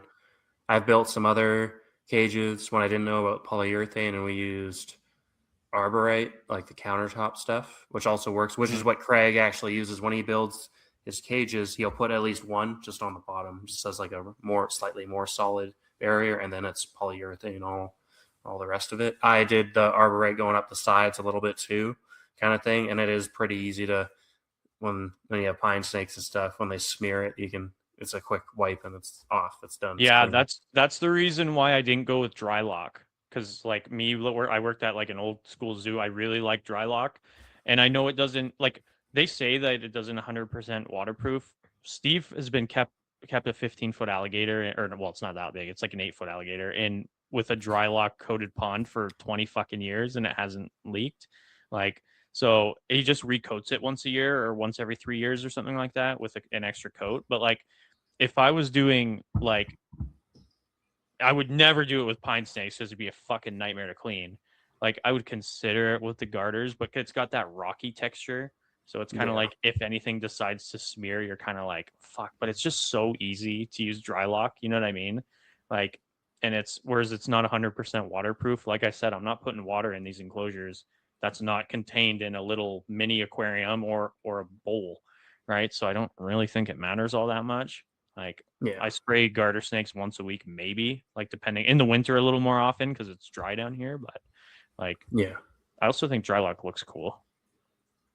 Yeah, no, it does look cool. But yeah, actually going off of your nature scene thing, Chris Montross, he uses bins but he used the Dusty Rhodes method, like I was thinking, with the bunch of ventilation going down the sides of Yeah. his bins. He keeps them in, and he gives them he uses the what is it, is it wire fencing or something or maybe something a bit more sturdy.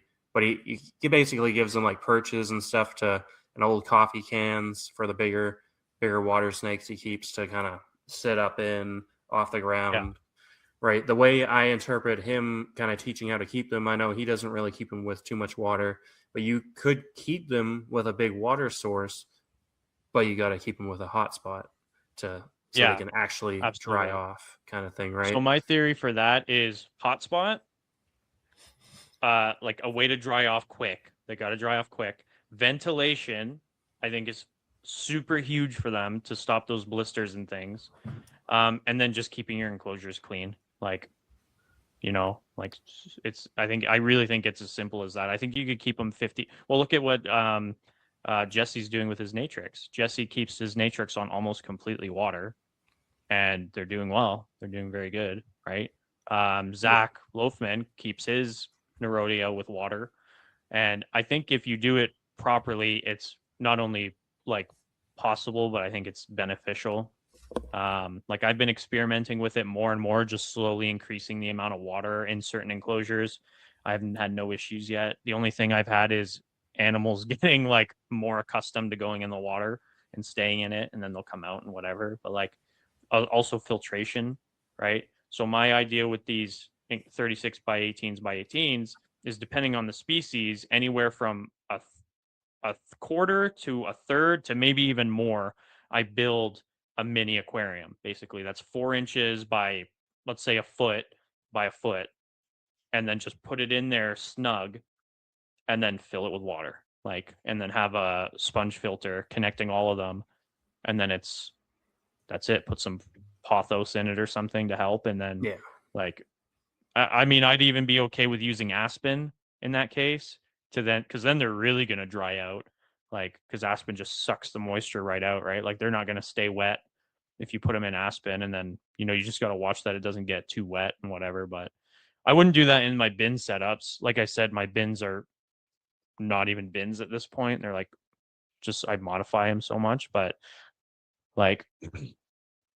when even in my bins, I still have water dishes for neonates like that, so they can get in and get out. I just think it's the way people do it. Like if you keep a water snake or something on super wet and dirty conditions, and not have any filtration, you got stagnant air, dirty water, it can't dry out, it can't bask to help dry out or whatever, it's gonna get issues, right? And you could say the same thing about fucking anacondas or whatever else.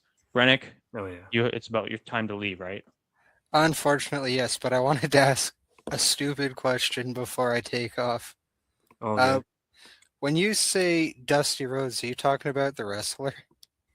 No, we're talking about Dusty Rhodes. That's I think he might be a doctor now, but he wrote the Trans-Pecos rat snake book. Now he's written a horn toad book on horn lizards kind of thing and ecology based on that. He's actually done a few podcasts now that he might. He did one with Mike Pingleton, more talking about the horny toad kind of thing. But then he's done Colubroid. The one I've always listened to was back. They recorded it the week before they went to West Texas. Was Smitty and Phil on THP for the Herpetoculture podcast. Yeah, no, that was a good one. But yeah, no, I would definitely suggest listening to it. And yeah, I think he does often get kind of it was Phil that said it, because he told one of his reptile guys, "Oh, we're gonna have Dusty Rhodes on tomorrow night," and then he's like, "What, the wrestler?" And it's like, "No, he's fucking dead." Yes, the wrestler. That'd be funny, and I'm gonna do that, and then I'm just gonna have a skeleton in the chair next to me. That'd be sweet. Oh God, that'd be something. But yeah, it was good chatting with you, Brennick. Good chatting with you too. I hope we can connect outside of here and hopefully do this again. Oh, for sure. Braden? Take care, All brother. right, I'll talk to you later, buddy. Don't worry, I'll carry on. I appreciate it. See you, buddy. God, that guy drives buses or something. If I had to get up at 2 a.m. for my job, I would shoot myself in the fucking head.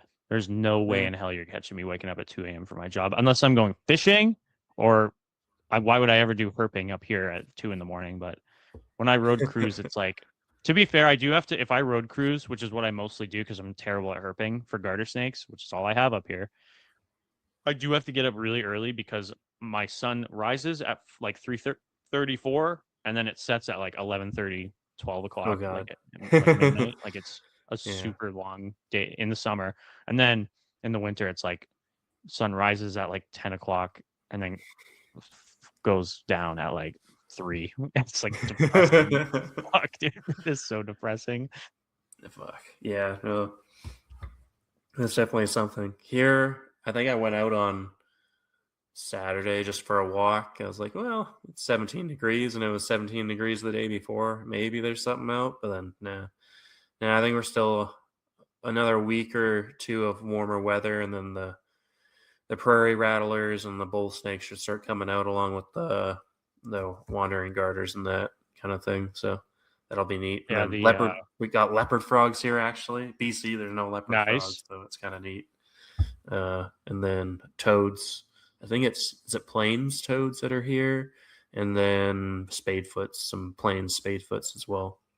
And then eventually it'd be cool to go find some horny toads down a little south, and then hognose maybe, and then eastern yellow belly the yellow belly racers do just kind of make it in to the province from Saskatchewan. Okay. So that'd be neat to take some new herps off the. Oh, and tiger salamanders. I've never seen a wild tiger salamander, but apparently they're like all over the place. So those shouldn't be too hard. Yeah, like every pool in Alberta has tiger salamanders or something. I don't know. Up here, I've got eastern garters. I've got American toads. I've got a salamander that I forget the name of, blue salamanders or something. Oh yeah, blue spots. I think. Yeah, I think it is blue spot. And I've got. That's it. Never seen a turtle. I've seen a turtle an hour and 45 from here, but I've never seen a turtle. They don't even get that far up. Okay. I haven't seen one yet. I've been looking, but like there's like snappers in Timmins, which is an hour and 40 from me, but like I've never seen signs of a snapper. I'm always on the roads, like near the lake. I've never seen them. I don't think we got them up this far yet. They'll get here, but I don't think they made it yet. Yeah. And maybe smooth green snakes. My buddy Anthony, who, I mean, to be fair, like he's like called the garter guru for a reason. This guy is like, he's fucked, man. He's very quiet, very to himself, but he's easily one of North America's best herpers, and nobody hardly knows about him because he's so quiet. But he is convinced we got smooth greens up by me. He is like dead set on like, you look, you will find them. I haven't seen them yet. I think there has been like historic reports, but I think it's been a while. But nobody knows there's garters up here for the most part. Like when I say like, oh yeah, these are the ones we have up here, a lot of people are like, what? Like yeah, you know, the snakes that are all over the place, like those are snakes. But people for some reason don't realize we have snakes up here. That's kind of funny. Yeah, no. I think what is it? Well, I guess there is garters going all the way up to, was it wood buffalo down in southern Northwest Territories and that? Although those are probably even more extreme than the ones that you have, right? Those things are only literally get 3 months of summer. Yeah, a lot of your Peritalis can get pretty far. There's been reports in Alaska. But they're definitely in Alaska, because even up just north of Prince Rupert and stuff is like you're getting rough skinned newts and probably some northwestern alligator lizards, I bet, almost making it that far, and then a bunch of other amphibians that kind of get in there, and then obviously garters kind of thing would make it up there, I believe, just from how the Alaska kind of hooks down into BC quite a bit. Yeah. There's the flame garters that we have here. Yeah.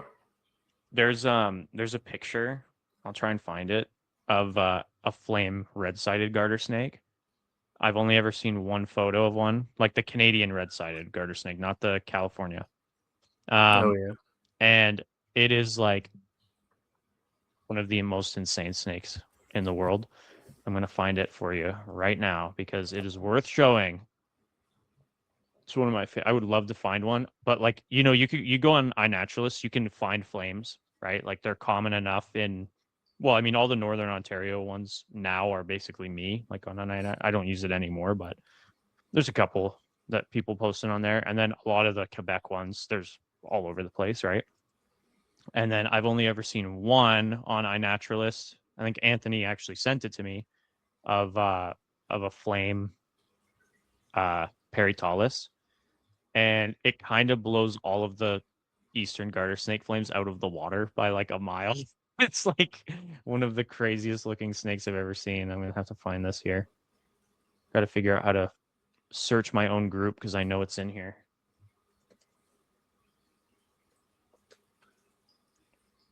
All right, so here we go. I found it. And check this out. Now I learned how to share my screen. Check this thing out. Oh wow. Yeah, no, that looks really good. Isn't that thing badass? That's in Manitoba? That is in northern Manitoba. Wow. Yeah, that's still an eastern or no? This is Thamnophis totalis paritalis, so it's a red-sided garter snake. Yeah, very closely related, but like it almost look like it has the patterns just a bit more different. But wow, that's the definitely speckles. red-sided. The speckles are. It's crazy, man, and like it's like I don't know if it's erythristic, like maybe it's got some mutation because if it's a flame, like flames aren't like a but then it has mutation it still has a like lot that. of yellow going down the. Yeah, it's weird, nice like yellow because stripe. you'd think you'd find more, right? Because it's, but I don't know. Maybe they're just starting to pop up. I don't know. Is I it? don't know Are they found in like peat? Like, is it more like a peat bog almost kind of thing, or? It could be. This is the That only would be info my I have only on this thought. snake. Like with the ground being so, like often animals seem to want to mimic the environment they're kind of found on. Like that's how, like where the blonde subocs are located is also the same locality as I think where one of the albinos, but at least the silvers also kind of come from, because a blonde is a was it what they say an H-less pattern subox. So they've actually been able to cross blondes and offspring of blondes to normal subox, and they've now produced striped and patternless subox, I believe. Oh, okay. Because the blonde is like one part of the gene, so they were able to like cross it back to like a normal and then breed those back, and there's like hets and stuff going on. So there's somebody in Europe actually breeding like patternless and striped subox, which is kind of neat. But I just like the good old H patterns. But yeah, no, with that, yeah, the blondes, the rock that they are found in that region, you can look from Google Maps, and it's more like, or it's more tan or orange compared to the kind of more red rock of like the Davis, where the more red animals are from. It's pretty neat kind of thing.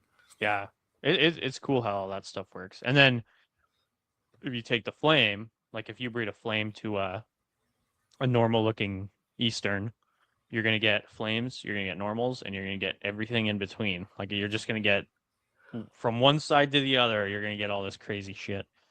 Like it is so cool. So it's more polymorphic, kind of like blood pythons. It's all polymorphic. Yeah, exactly. Yeah. So like you can pythons. you can breed them to, whatever. And there's a few things I want to do. Guelph, Ontario has some really nice, like almost lime green Eastern garters. I used to work with them, and then unfortunately, when I had my unfortunate selling of my collection, which I've said every time I ever bring it up that I regret, I sold all my Guelph line. And they were also het albino, and it was an Ontario strain of albinism that Anthony helped me produce. He had a male wild caught from the Guelph area, and then we bred him with my female, and then we made hets. Just never saw the project through, unfortunately. But like, they're such cool looking snakes. They're like a lime green instead of it kind of gets rid of the yellow in the green and the cream colors and replaces it with that lime color. I'm gonna find a picture of them too. But yeah, I've never worked with any Subox at all. I have no experience with them. No, they're awesome. But it sounds like they're You can meet variable, them. which I like. Oh yeah, no. Like they kind of have a look, but they're each one is like different kind of thing. Some kind of like have a couple missing H's, but the ones that actually Phil was super happy with the one I sent down to him because he was like, oh, it's like perfect. So like the H's are so systematic, and even though they're produced from animals that he has like siblings to, kind of thing, it's just like a more of what he already had, but it's just super neat to. For some, like, because he has like 10 Subox. He had more Subox than I do. How many do you have? I think just 5. Okay. Same with Just Pines. 5. I just have 4 because I have the sister to the one you got. She's about the same as that one. Oh, here's and the whole back male is a little nicer for that. But yeah. Here's a quick just example there of what I was telling you about for my baby setups. So now I start on paper towel with those, and then they're all overhead lit, and then the lighting thankfully gives them belly heat as well. Perfect temperature with these lights because they're on top and they're zip tied below.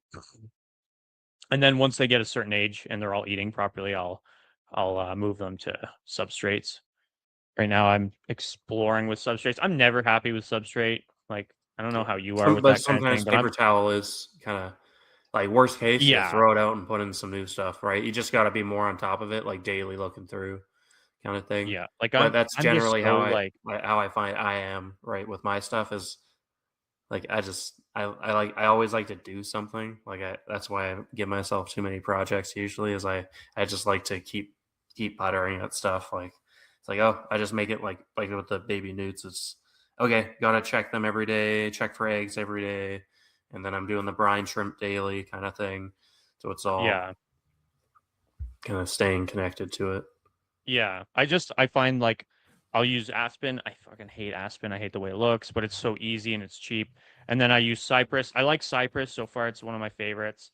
And then I'll make like my Diamondbacks are on Cypress mixed with soil, and that's been really nice too. I'm gonna get off this garter snake thing really soon because I won't if I don't force myself. But check this female I used to work with at a zoo. Look at the size of this fucking checkered. She was like 22 by the time I started working there. That's cool. Probably one of the oldest existing garter snakes ever. Like, yeah, like at the time, like living. Like she was old. She's almost. I guarantee you, she's gone by now. Yeah, but that was a cool. I'm still looking for that Eastern. Yeah, I wouldn't mind locality because checkereds are from West Texas, so I wouldn't mind some Wild Rose Pass checkereds or something. You know, I'm not sure if they're actually found there, but like it's specifically on that road. But like it'd be cool to get some Davis Mountain kind of checkered garters or something. But I love the black necks are neat, and then the Santa Cruz are really nice. They're pain in the ass. Santa Cruz are my favorite garter snake. I sold mine, and Kayla Roach has it now. And I've kind of bugged her before, been like, hey, like, if you ever sell that thing, I want it back. Like, that is he is my biggest regret that I've ever sold. Like, that thing he's so cool. I'm going to bring some in from Tim this year and next year, I think. Because he's got the green-headed. Tim, what's his name? Yeah. Mac, that guy has some cool shit. Herp. He has really nice birds. Yeah, no, he's a cool guy. He probably breeds some nice Okeetees as well, I bet. Yeah, he's got like some nice Nerodia, whatever. I can't find this garter snake. I'm over it. But there we go. Yeah, they're really cool, and you can get so many localities too. Like even in Easterns, it's kind of debated whether or not it's a locality or not. But the Apalachicola Easterns, some people think it's a subspecies. Oh god, those things are badass. Like super super cool. There's and then there's the ones that aren't even in the hobby. Like there's a Thamnophis marcianus that used to be labeled under Thamnophis marcianus bovali, and Bovali is no longer valid. And if you picture that checkered I just showed, but picture it all orange, like not dull orange, like orange. And it, like, who knows what the hell was going on with that thing? But there's more of them out there like that. Like, they're erytheristic almost. They're almost like flames. So I don't know. I don't know what's going on with those. I just got a checkered a few months ago, and he does not look like the checkers of the stock that everybody has right now, like the common stock of checkers that's been in the hobby forever. I'm almost wondering if he's part of the line of the F1s that got imported into Canada a couple of years ago, because he looks almost like that more. I know they're all green, but it's more of like a smooth olive, if that makes sense. Like it's more, not pastel's not the right word, but it's like if you were to use a pastel, like uh oil pastel instead of like the crumbly kind of green. I don't know, but anyway, he's cool looking. But there's a lot of cool localities coming out with those guys too, and it's cool too because like the localities are almost tough to follow, because like you can have different localities at different, like you were saying earlier, roads, or like on one side of a road they look like this, on the other, or like in this town they look like this, and in this town 10 minutes over they look like this. So it's like you can get fucking anything. Line breeding is the way to go for those guys. But yeah, so I want to talk a little bit more about your podcast. Okay. Specifically, so you said you didn't really go into too much. I'm sure there's not that much, but like, why did you want to start your Reptile Rejects specifically? Like, did you imagine? So I was, since like some of the other guys were kind of slowing down, and Eric was having a really shitty year and not really releasing stuff just due to personal things going on with him and Owen and all that. Like, obviously, like, they've been releasing stuff a lot more recently, kind of thing. But then Smitty too was kind of slowing down a little bit. Like, they've kind of reduced it to every few weeks kind of thing.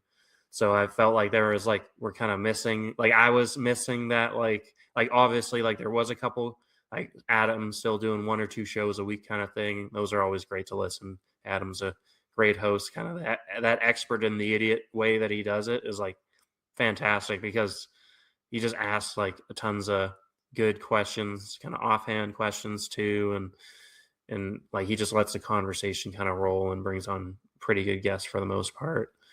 And then yeah, you got like the guys that are really doing it still, but I felt like I was just missing, kind of like it's always kind of in my mind, and then I was like, do I really want to do it? And then after talking to Smitty and that, and then they started kind of pulling back on their stuff. It was like, yeah, okay, maybe I should kind of take advantage of this to an extent and just produce some more content for the people that I know want to watch weekly, kind of thing. Because no matter what, we're all gonna watch those shows still. Like, I don't, whenever they come up, I'm gonna watch them, right? Whether it's once a month or they get back into doing it every week, like, fantastic. I'll still listen to every single one. But I was wanting to I was like, well, here's an opportunity to kind of start doing it. So then I got Dom roped into it, and we kind of haven't stopped since. I think this weekend will be the first one that, like, we won't be recording anything, but we recorded 2 last weekend. So if you're listening to this, for it, nice. Yeah. So if you're listening to this, you can watch both on the live section of YouTube, and it'll be there if you want to watch it ahead of time, or just wait for each Saturday coming up. And that's usually when I release it. I have it scheduled to come out like 6 a.m. Saturday morning for Eastern time on all the platforms. Yeah. The have you put this is like just shop talk now, but have you tried putting the integrated ads in yet? Like, have you gotten the offer for your distributor? No. I think, I'm not sure. Spotify hasn't given me the option on it yet or whatnot. Yeah. They want you to have like 1,000. They have like limits for like how many like viewers like you can have, or like that they want you to have before they'll like give you the option to start advertising. But I guess Yeah. if you're using something different than, because I'm using Riverside, so it doesn't really have that option to add that stuff. So I don't know. Maybe I could ask to do it, but like I'm not. I don't really want to worry about kind of doing the whole money thing yet too much. Yeah. So we'll play it by ear. Yeah. That's like the best way to do it, I find. Like I'll just be looking, like I'll just go through like analytics or something, and then I'll have like a little pop-up that's like just some random feature, and I'll try it, and if I like it, I'll keep doing it, and if I don't, whatever, who cares? Like Yeah. I think the point where I would like to get to, like in general, is like if the show could pay for itself, that would be sweet. Like, Yeah. and then I don't have Yeah, to no, I worry about wouldn't like mind that. monthly fees for like that's cool as fuck. Like, Yeah. and then it's Like, just like whatever. Like some of the other podcasts, like they do, like they make money on their shows, but Yeah. they had to wait for 3-4 years to even get to close to that point, kind of thing. And Mhm. then they hit that point where they're actually like able to do stuff, and they actually put that money towards doing trips together and stuff, which is kind of neat. Yeah. So yeah, and so like they would be great, but I'm not gonna bet my money on it. But I'm also gonna, like, now I'm starting to, because Riverside lets you do clips and stuff, so I'm trying to post those a little more of like older shows. So it's like, hey, like here's a clip from episode 10 kind of thing, like just to, like, I don't know, remind people that they could maybe go back, or maybe they didn't, maybe back then they didn't listen through the whole way, and maybe now maybe you should go re-listen to that kind of thing. So just trying to keep it more relevant than I was kind of doing before. Yeah, for sure. So what do you think of, so you were talking about the Pines earlier. Have you seen that have you seen Summer's Pine collection? Oh yeah. I had her on like, oh my god, dude, what the fuck? Yeah, no, she's been doing stuff for a while now. And well, she's her parents are Dan and Colette Sutherland, right? So like TSK, that's a very well known kind of, there's many lines of stuff, whether it's ball pythons or green tree pythons. Colette is really well known for her green trees and getting those started. And yeah, I think they're rodent breeders as well. Yeah, no, they've been around the hobby for a long time. So yeah, no, her collection is pretty fantastic in terms of like seeing her stuff. When I was kind of getting into pines as well, she was ramping that up and had her northerns and Kentuckys and all the bull snake stuff that I can't keep, but it's still cool to see. Yeah, it's all pretty Oh awesome. yeah, you can't keep bulls. Yeah, no bulls or gophers, or else I would definitely have some gophers. Ooh. Yeah, I'm okay with, whenever I hear about all your guys' laws, I'm like, I'm okay with how Ontario is, because it's pretty lax over here. Yeah, Alberta has some weird laws. Like there's some weird species. Yeah, you sent me the paper, and I'm looking at stuff like one of the, obviously as a naturicine guy, Natrix testolata is bounced out to me. I was like, what the fuck? Like, yeah, I think they're afraid of stuff getting established, which makes sense for like diones and Russian rats, but it's still kind of dumb. Yeah. Okay, I guess so.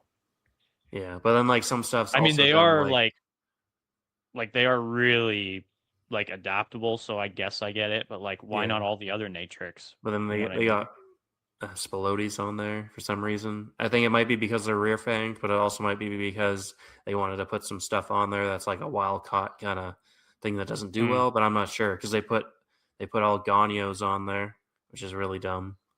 So it's, I don't know, kind of silly. I remember that list. I went back and looked at it recently because somebody was asking about, like, I think it was garter laws over there or something like that, and I was like, hey, I think like somebody sent me the prohibited list. And the comments of all those posts are always just like everybody's saying something different. You know what I mean? Yeah. Like one person even was there our buddy Chris? He used to keep San Fran garters or red sideds or something, and then Fish and Wild was like, "Oh yeah, you can do that." And then now it's like, no, you can't. It's no Sertalis at all, right? Like no common garters. I think so. Because I think that's what Manitoba does too. I'm pretty sure Manitoba. It's probably easiest to just do it at the species level, because as the species, right? Like, because realistically, like people don't. A lot of people, especially that keep them, don't realize that an eastern garter snake and a California red-sided garter snake is the same species. They're just different subspecies. We talk about them like they're different species, but they're not. Like they're all common garter snakes. Yeah. So it's like, but who says common garter snake unless they don't know, unless they're new or don't really keep different subspecies, right? Like, so a lot of places, yeah, like you just said, will just ban it at the species level, which, like, on one hand, it sucks because you can't keep something that has nothing to do with your natives or whatever. But I guess I kind of understand the thought process behind it, because why wouldn't you ban at the species level? Yeah. Like, but it still sucks. Oh yeah, no, for sure. It's yeah, at least it makes it a little more cut and dry than like BC's is dumb for turtles and stuff, where it's like in 1982, if it was in this, it's illegal. It's like, well, taxonomy changes, and in the 80s and 90s, taxonomy changed a lot in colonians. So yeah, no, it was it's kind of silly. And no garters. Yeah, no garters. At least for they didn't just ban Pituophis, they only banned gophers at least. So like some stuff they got more specific, while others like Thamnophis they just banned it all. Right? There's no if and you can't same even with, keep the Mexican species or none of that stuff. Same with Hyla, like all Hyla tree frogs banned, all stuff that used to be in Bufo banned, which was almost everything at that point in 1982, right? So yeah, then a media day for turtles. Well, now that's a lot more concentrated. Well, back then, tons of Asian turtles were all a media day, right? Like, and now, so you can't keep leaf turtles, you can't keep Hamiltoni, you can't keep Central American wood turtles, you can't keep Chinese box turtles, even though I've seen people post pictures of having them, and Fish and Wildlife doesn't necessarily like go after people. Box turtles are technically illegal, but there's a bunch of people that have had box turtles for 40 years, I bet, in BC, and they don't even know, right? Like, so it's like so they don't they'll enforce it if you get caught / they feel like they want to enforce it. Like it's one of those and every officer doesn't know the law as well as the other either. So it kind of, that's where you get different opinions when you ask, is this legal? Oh yeah, it is. And then you do your research and you're like, actually this isn't. This thing didn't become this genus until 1984, right? So it's just all silly, and confusing. It should just, I think they are revising VCs, I believe. I think Jay got an email saying they are actually looking to revise it in the next year or two, but still, that'd be nice. Revising it is in allowing stuff that was illegal to be legal, just because of there, you might as well update it, right? Yeah, for sure. You must prefer the Alberta laws, because BC's kind of seem like a little bit. I can keep Cuban boas now. Well, there you go. Cubans were on the illegal list in BC. I think. And BC also had a weird list where if they get over 3 meters, you need a permit for it. So for certain species. Really? Yeah. No colubers were on that list, but olive pythons, blackheads, walmas, maclots, waters, apodora, carpets, boas, Dumerals, and Madagascar giant ground boas. And I think that was it. But yeah. And a few monitors, I think, too. But who actually ever says that their animals are that big, right? Even if your animals were that big, you're you can just play dumb and be like, well, I've never measured it. Yeah. you go measure that olive python, have fun. Yeah, good luck. Whatever. It's a lot of, well, first of all, it's all our municipalities are weird, but it's super generalized, kind of with what you were saying, where it's any snake over 6 feet's banned in a lot of places. Any monitor over, some places it's 3 feet, some places it's 6 feet, or any lizard. It doesn't necessarily specify monitor, but venomous, a lot of stuff they just say nothing venomous. In Hamilton, which technically is Thamnophis, right? Technically that's hognose. And they've cracked down on that for hognoses in some places, but then others also don't. They're well, hognose are actually fine or something, right? You might get that in some places it's super all right? over the place. it's like, well, technically they're referring to her. But then, yeah, it's just, although people should try not to get bit by their hog noses because there's some nasty bites that come from them. Oh yeah, I've seen some crazy garter snake bites. Like it's very, very, I'm very, sure if very somebody's rare. allergic, it could be bad. There's some nasty ones, man. Like you need to. Oh, you should talk to Scott and Ty. He has some good stories of being bit by some non-venomous colubrids in Australia that put him in the hospital, basically. I believe it. It. Because he kept them. If you keep some of these stuff and you're inhaling their kind of venom and stuff, either it can maybe almost give you a bit of immunity to an extent, but it can also make you allergic to it, right? Like when you intake the what is it called from the chitin in like worms and roaches and stuff, how you get allergic over time from being exposed to it. Well, that's probably what happened to him. Yeah, frass. Yeah, with whichever species he was keeping, and then eventually got bit by. Like it's like, oh yeah, no, that should be fine. It's like no. 10 minutes later, your leg's all swollen and you're very dizzy. It's like, okay, this isn't good. This is supposed to be harmless. Colubrids are like way too like misunderstood and under like research to be able to just like for me to go to a country like Australia or like even like Asia or like a place in Asia or Central South America and just like get bit by a colubrid that's non-venomous and go about my day. Like screw that. Like there's too many surprises in colubrids even today where it's like, I mean, yeah, like they just love their venom. Colubrids ain't messing around unless it's like, you know, Lamprepeltis or fucking something. But even then, central once you get below Mexico, those Micrurus start looking. Their pattern kind of goes all over the place, right? With the Micrurus, so yeah, it's like although you like if you know some stuff, right? Like Micrurus, like they look like Micrurus, like they have the little head and they're not they don't look like a king or a milk snake. But if you didn't know, like, yeah, they're, and I'm sure in the moment too, as herping, you're like, oh, what is that? It's like, you're not really, you're going to be kind of happy you found a snake. And like, I'm not sure. I've never really herped for either at this point, but yeah, it'd be neat to see coral snakes and Lamprepeltis in the wild for sure. Yeah, that would be very cool. That would be super cool. I like it's I don't know. I'm always so boring when it comes to that stuff. Like my herping list is I never even share what my herping list is because it's just so lame.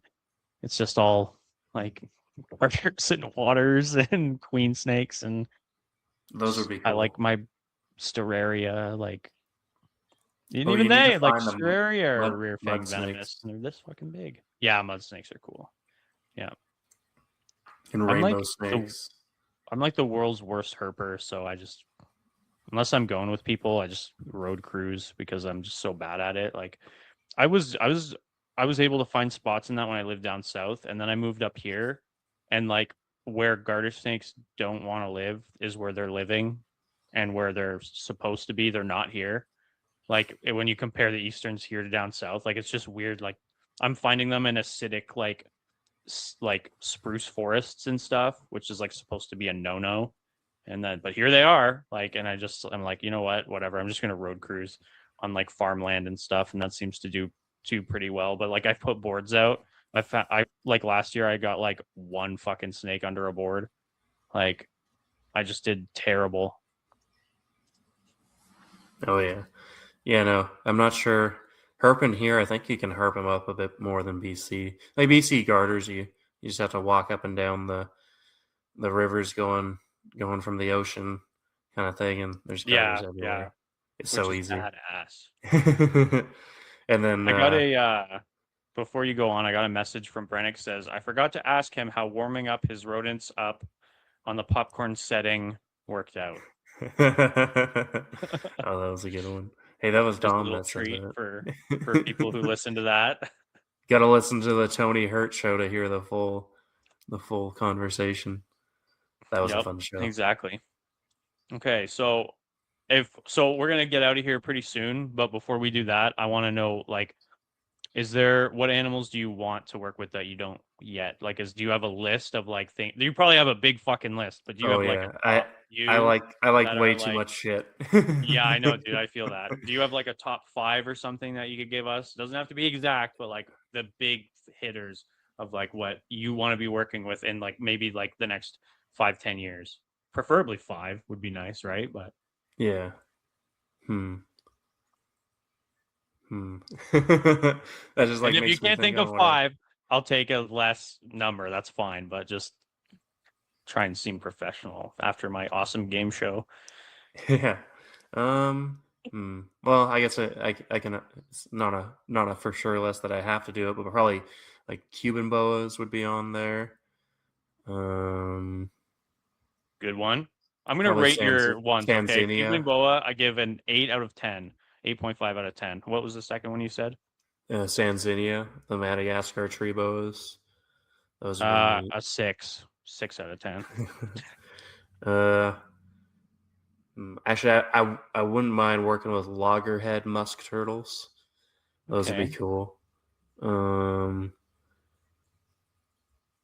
on the I want to keep a bunch of turtles, but I also want to do more research before I actually know which ones because I like them all, but like they just take up so much space that you don't really want to go too heavy into something that's kind of harder to do. But Hamiltoni are definitely a dream species. The Indian spotted pond turtles. Those are Okay. even if I only had one, like they would be cool. They get huge. Raul Gonzalez posted pictures of his outside. They're 18 inches big. Like they're massive turtles. Yeah. That's Google badass. says Those they are only cool. get 12. They're huge. They're basically like a giant musk turtle, like in terms of like what their body shape is. Like I love razorbacks though too, but I think Yeah. loggerheads are just a touch smaller. And then for the final one, maybe Eurymastix thomasi would be pretty cool. Fuck. That's like a 8 or a 9. Yeah, they do look Those are beautiful, cool. and nobody's really working Euromastics with in them up general. here. I don't think. Yeah, Chuck Wallace would be neat too. Like I love so much stuff like Chuck Wallace, collar lizards, Xenogama. Collared lizards are cool. Yeah. Yeah, they're a lot of fun. Actually, Trimorphodon would be cool, but I don't think they're really a captive animal that well, kind of thing. Like whatever the Trimorphodon. I'm trying to think of their common name. They're like almost like a North American boega, where they live in California, Arizona, and West Texas. What's the Latin you said? Trimorphodon. I'll find this. Here we go. Oh my god, there's lots of them. Oh, these guys. Okay. Mildly venomous rear fang cleavered snakes. Lyre snakes. Lyre snakes. Yeah. Yeah. Even That's a cool Velocity name, snakes are lyre cool. snakes. Lyre. Oh yeah. Yeah, no, they're awesome. Yeah, and I guess they're like I don't know. There's a bunch of like West Indian boas that I would love to keep, but it's a matter of them actually being available, like Puerto Ricans and Jamaicans and any other species. And obviously the Cubans are on that list, but basically any other one other than Dominicans. I've kind of had Dominicans, and then, I don't know, they were cool, but then they didn't. Like the Bahamas did it for me because they were just different. Like they're gray. I love the grays and the blues in their pattern. Like they're just neat. I love the beauty in the ugly-ish animals, even though they're not ugly to me. Oh, dude, I'm notorious for all my favorites, and like my tops of the list are like very, like I say, like earth tony stuff, and I think that, like, well, a perfect example is when we were talking with Dom and Shan on your thing about like the butlers and the ribbons and the easterns, like they're similar, yeah, but like the difference, I love the differences that they do have. Oh yeah, those butlers are so stubby. They look so funny. Oh, I love butler's garters. I think they're so cool with their little fat heads. Like, and there's like Thamnophis brachystoma is like that too. Like I think brachystoma might be the smallest Thamnophis. Or it's like Scaliger and Scalaris. I can't remember anymore. But anyway, like, and if you haven't seen Thamnophis, Scaliger, and Scalaris, they're very similar. There are two like very, very little stocky, almost look like DKs, but they're patterned. They don't have ribbons on them. I'll find them. Fuck it.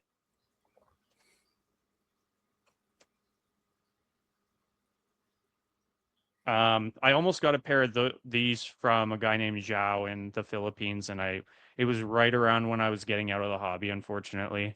So I didn't ever do it, but Yeah, I no, wish that'd I be. did because it was like a breeding pair. Oh yeah. Some of those projects come up over time, and you kind of gotta choose. Here's Oh Scaliger, wow, super variable. This is where are a those post from? garter. These guys are Mexico. Isn't that Jade's picture or no? Which one? This? The Western terrestrial for some. I don't Or know is who it? took that. I It's swear on the she has that Wikipedia. picture framed or something. I got one of these today. Oh, that's Western cool. terrestrial today. And then there's Scalaris.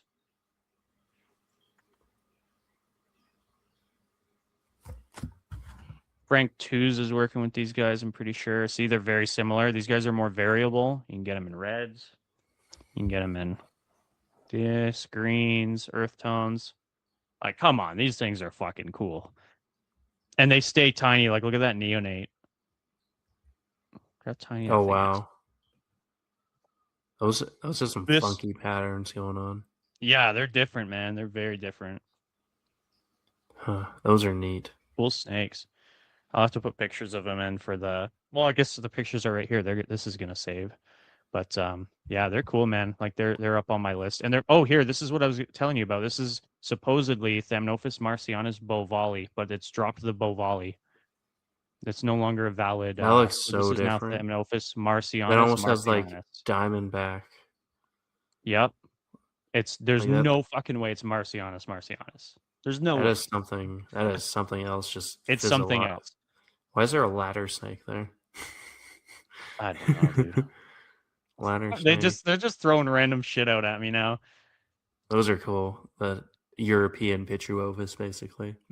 Even though there's Zemensis, right? Wow. Like there's Zemensis, the same genus as leopards and Asclepian snakes, but then they're basically a Pituophis almost, but from Europe. That face is totally like Pituophis-y.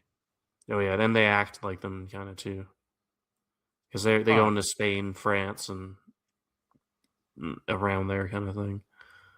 It makes me wonder if, like, I don't know anything about these guys, but if because I'm really interested in when, like, our North American Natracines branched off from the European, like, ancestors. If these guys have a close-ish ancestor with, like, Pituophis and like Maybe. because aren't Pituophis pretty close to rat snakes anyway? Like, aren't they kind of pretty closely related? And then there's some other stuff there, like pines, like Pituophis are like definitely different, obviously, but yeah, they probably branched from there. And you got glossy snakes, which somehow branched off a bit too. Like when you look at the, there was some chart that really showed how colubrids kind of broke down into who was kind of more related to who and whatnot. It was really interesting to see. Yeah. Cool stuff. Man, we should just like not do this podcast and just do this for a couple hours. Just look at different colubrids. Oh yeah, Do you think you're mostly a colubrid guy? Because you're kind of bringing up everything. Like I don't know. I love it. I love like everything. Like I could jump into like I love boas, like especially the West Indian stuff. Like reading those books is awesome. But then I'm gonna get a turtle book too to read here, so that'll be fun.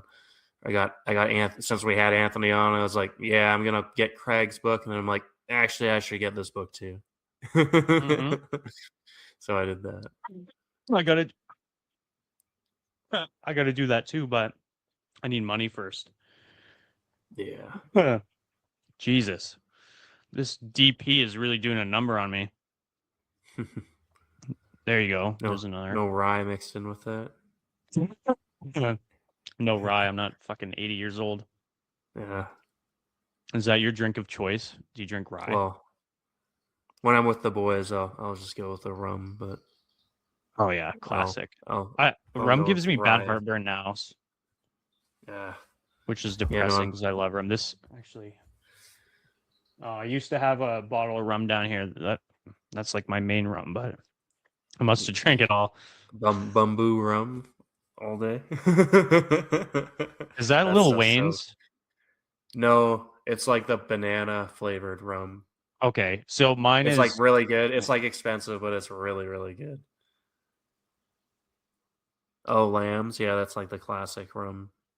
This one. And it's not because it has a snake on it. They don't tell you, but it's actually vanilla spiced rum. It doesn't say it, like, but oh my god, it is so good. Oops, I gotta share this tab instead. This stuff is awesome. That's not the Lambs logo I'm used to seeing on them. No, because this is the weird spiced vanilla one. But they don't tell you. They tell you it's spiced. They don't tell you it's vanilla. Huh? Weird. Yeah, it's really good though. Looking at alcohol on a snake podcast. It has a snake on it. That's like that counts. Yeah. It has a snake on it. Just don't let Greg break out the moonshine, and then we're all good. Yeah. All right, dude. Well, like we're just hitting 2 hours here. So can you promote your stuff, where to find you and your podcast? You've done all that shit before. You don't need me to explain it. Yeah. Yeah. So you can find the Reptile Rejects just under Reptile Rejects on any of your favorite podcasting platforms. You can also look up Reptile Rejects on YouTube, and it should pop right up, along with the at Reptile Rejects, no spaces, no nothing, for Instagram. And then you can reach out to me, Michael Gillon, on Facebook. Yeah, you can find me there, kind of thing. If you message the podcast page on Instagram, I'll be the one responding. So you can just hit me up on there if you wanna chat, kind of thing. If you have any questions, but go check us out. Now, actually, anybody listening from Alberta, I'll be at the Western Canadian Reptile Expo this weekend at the Acadia Rec Center in Calgary. So yeah, come on down and say hi. I'll probably be at like the Tyrone Canadian Mouseman table or Cornell's World, or doing vet checks or something. Yeah, Jay, we're vets this weekend. Hell yeah. I wish I could go to that. I decided I got to go to Narcisse instead. Sorry. I'll go next year. That sounds fun, though. I'm excited, dude. I'm excited. It's going to be like my fucking play place. Oh, yeah. Oh, my God. 1,000 snakes that look exactly the same. Well, thank you for having me on, man. This is great. Well, look, you're doing. An idiot you're just keeping showed it up fun. in the comments again. Holy fuck, this is still going. God damn. Look how stupid this comment is. This comment sucks. We were talking about alcohol. We're just off the rails now. We're trying to end it, and now the only reason we're still going is because of you. So you've become the very thing you swore to destroy. Yeah, what a silly name. It's uncouth. It's the best name. Anthony loved that name. He's gonna steal it. Anthony did love that name. All right, well, let's get out of here, man. Thanks for checking in live. Those who are still here, those who watched. Like she spelled. I can't think of anything that would have D. Isn't D-Gen? I'm gonna try to put her down, but I can't. She wins. So I'm getting out of here. We're done. Goodbye.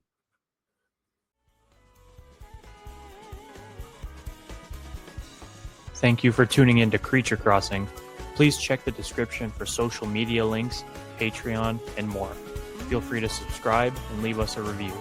The song used for our intro and our outro is called The Snake Eater's Palace, Outer Heaven by Audio Mocha, Anime Vivi, and Endless Repeat, which we found at ocremix.org. Thanks again for listening.